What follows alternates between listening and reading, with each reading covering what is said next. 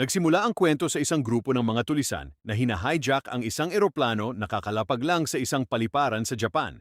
Sa labas ng eroplano, isang squad team ang naghahanda para tambangan ang mga hijacker, habang ang mga matataas na opisyal ay nagmamasid sa nakakatakot na sitwasyon.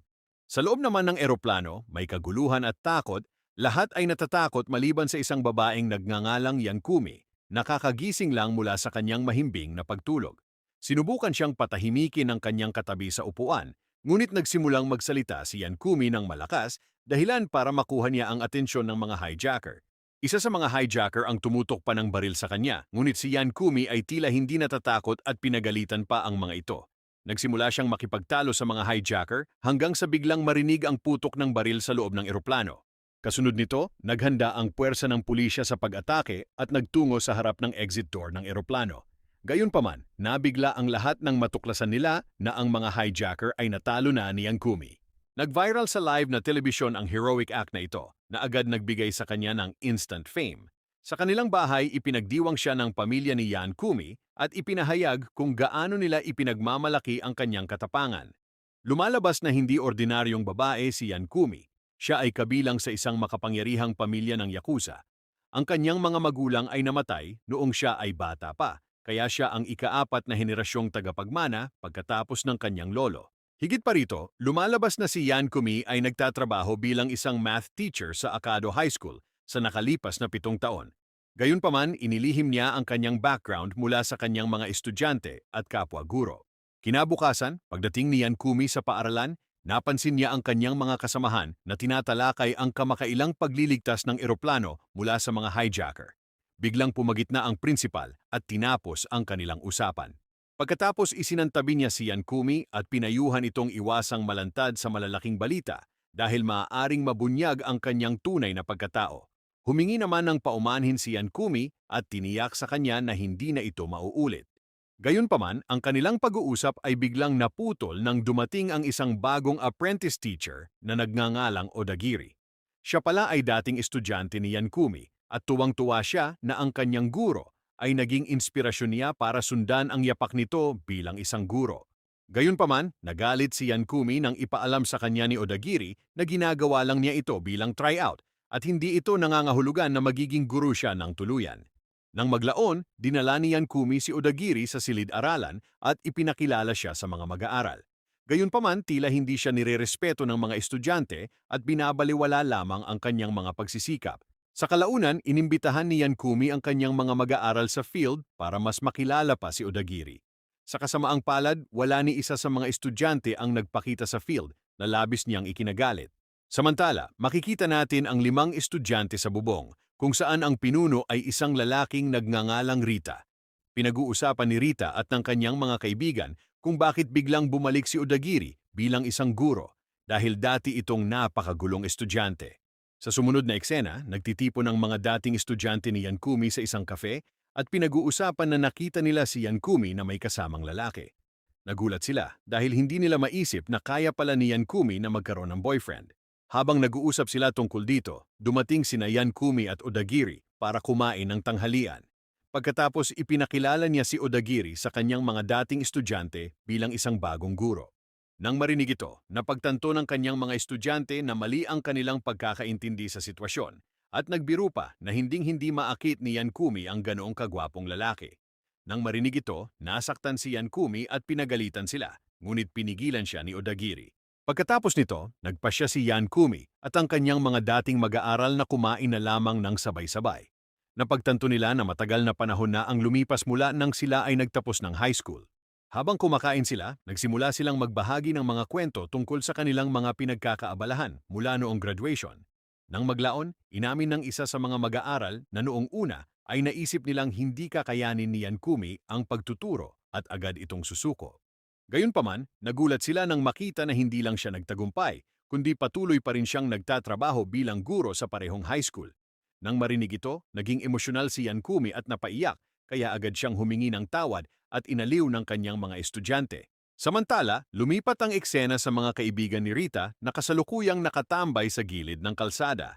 Bigla silang hinarap ng isang motorcycle gang na sinusubukang mangikil ng pera mula sa kanila. Nang makita ito, mabilis na dumating si Rita at sinabihan ng gang na huwag abalahin ang kanyang mga kaibigan. Dahil dito, nag-away sila, ngunit madaling nagtagumpay si Raiten na talunin ang gang. Nang gabing iyon, inanyayahan ni Yankumi si Odagiri sa kanyang bahay para sa hapunan. Ipinakilala niya ito sa kanyang pamilya at binanggit na matagal na niyang pinapangarap na imbitahan ang kanyang mga mag-aaral para uminom at makipag-hangout kasama nila. Pagkaraan ng ilang oras, medyo na parami ang nainom ni Yankumi, dahilan para siya ay makatulog. Samantala, nakipag-usap si Odagiri sa lolo ni Yankumi at inihayag niya na si Yankumi ang dahilan kung bakit siya naging guro. Sinabi pa niya na kahit minsan ay nakakainis si Yankumi, tinuruan siya nito ng mahahalagang aral sa buhay at naging inspirasyon niya para magsumikap noong high school. Kinabukasan, habang papunta sila sa paaralan, hindi inaasahang nakatagpo ni Yankumi ang dalawa sa kanyang mga dating estudyante na medyo magulo noong mga araw ng kanilang pag-aaral. Sa kanyang sorpresa, nalaman niyang binago na ng mga ito ang kanilang buhay at ngayon ay maayos na. Gayunpaman, hindi nagtagal ay nabaling ang kanyang atensyon sa isang lalaking nagsasalita sa malapit. Habang papalapit siya sa lalaki, napansin niyang kahawig nito ang mukha ng dati niyang kasintahan. Ang lalaking ito pala ay si Kuros Kantaro at siya ang may-ari ng pinakamalaking IT company sa Japan. Nilalayo niya ngayon na palawakin ang kanyang impluensya sa pamamagitan ng pagtakbo para sa posisyon ng gobernador. Agad na nabihag si Yankumi sa kanya at ipinahayag ang kanyang malakas na suporta para sa kanyang kampanya. Lumipat ang eksena sa Okado High School, kung saan hindi inaasahang lumitaw ang isang motorcycle gang. Sila pala ang mga miyembro ng kilalang grupo na tinatawag na Black Skull, na bumalik upang maghiganti kay Rita. Pati ang mga guro ay natakot sa kanila kaya agad na tumawag ng pulis ang prinsipal para humingi ng tulong. Nang marinig ang paparating na mga sirena ng pulis, nagpasya ang mga miyembro ng Black Skull na umatras sa ngayon, ngunit nangako silang babalik upang maghiganti kay Rita. Kasunod nito, ipinatawag ng prinsipal si Rita at ang kanyang mga kaibigan sa kanyang opisina at pinagalitan sila dahil sa gulo sa paaralan. Humingi siya ng paliwanag mula sa kanila, ngunit sinabi ng mga lalaki na ang motorcycle gang ang unang nagdulot ng gulo sa pamamagitan ng pangingikil ng pera sa kanila. Hindi naniwala ang prinsipal sa kanilang mga salita, ngunit biglang pumasok si Yankumi. Tiniyak niya sa prinsipal na nagsasabi sila ng totoo at sinabi niyang kaya niyang patunayan kung nagsisinungaling ang mga ito. Nang marinig ito, nagpasya ang prinsipal na palampasin ang issue, ngunit binalaan niya si Yankumi na kung magdudulot pa ng gulo ang kanyang mga mag-aaral sa hinaharap, siya ay agad na matatanggal. Maya-maya sa klase, si Rita at ang kanyang mga kaibigan ay nabigla sa pagpayag ni Yankumi na ipagsapalaran ang kanyang trabaho para sa kanilang kapakanan.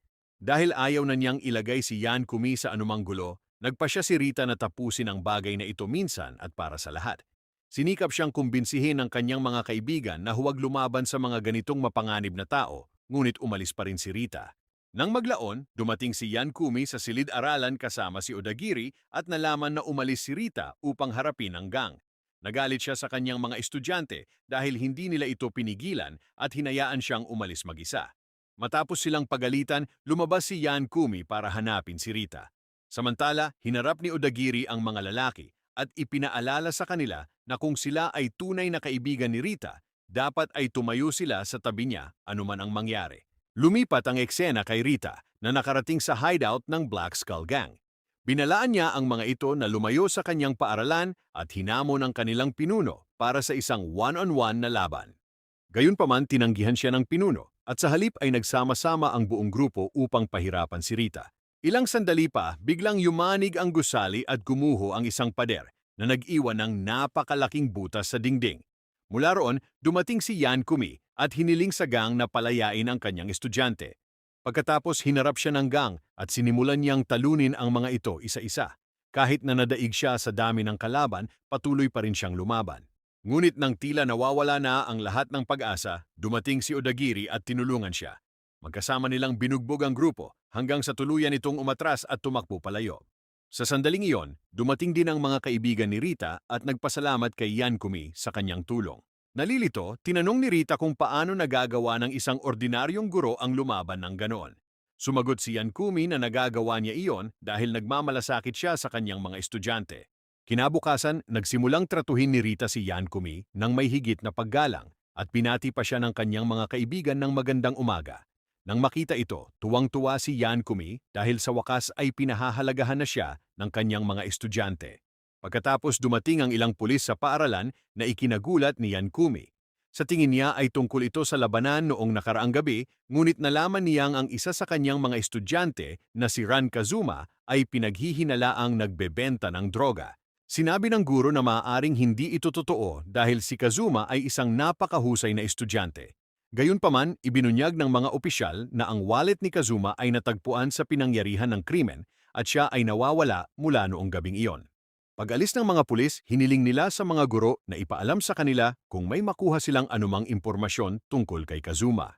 Nang maglaon, hindi pa rin makapaniwala si Yan Kumi na sangkot si Kazuma sa droga at kumbinsido siyang may ibang dahilan.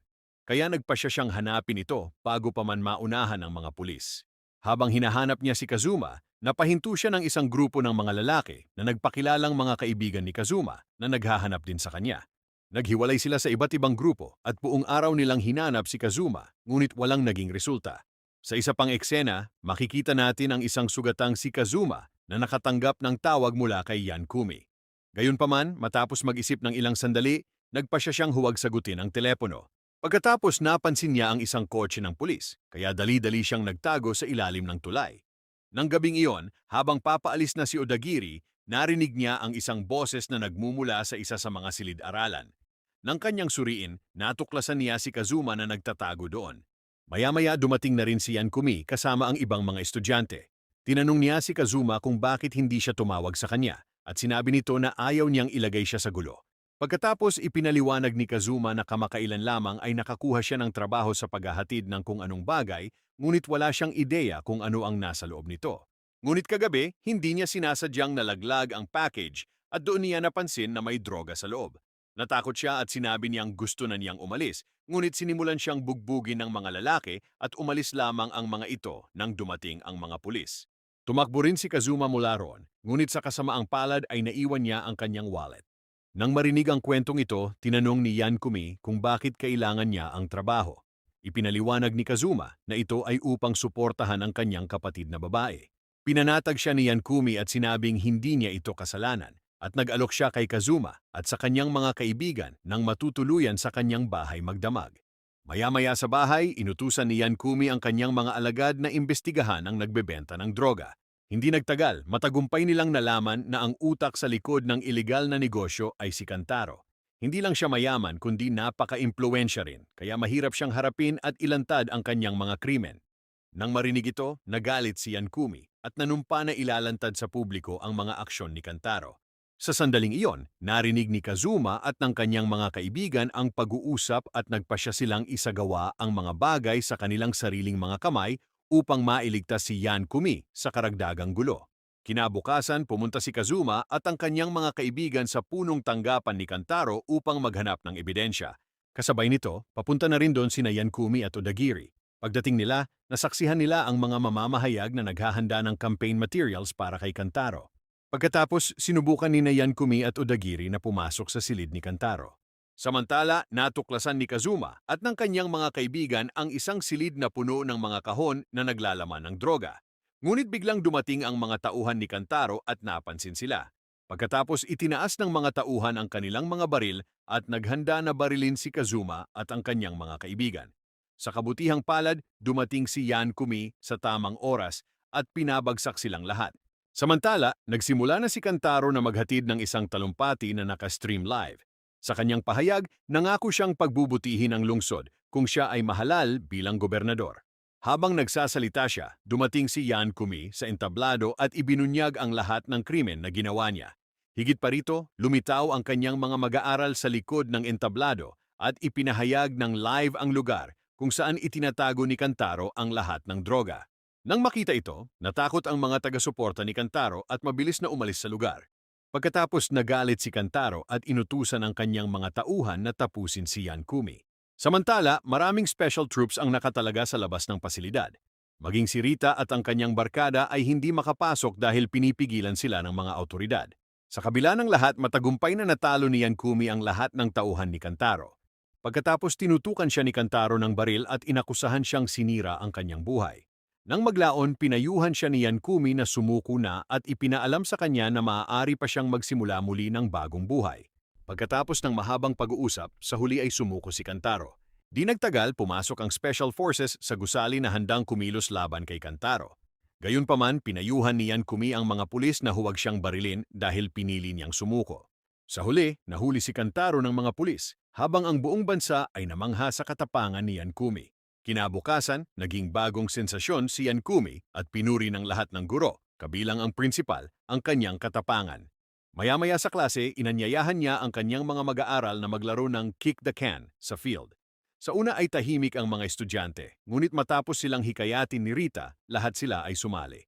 Nagtatapos ang pelikula habang ang mga estudyante ay masayang tumatakbo kasama si Yan Kumi. At dito nagtatapos ang kwento. Sana ay nagustuhan ninyo. Mag-subscribe na kung hindi ka pa nakasubscribe. Pindutin na rin ang notification bell at like button para matulungan ang channel. And leave a comment down below. And as always, thank you for watching.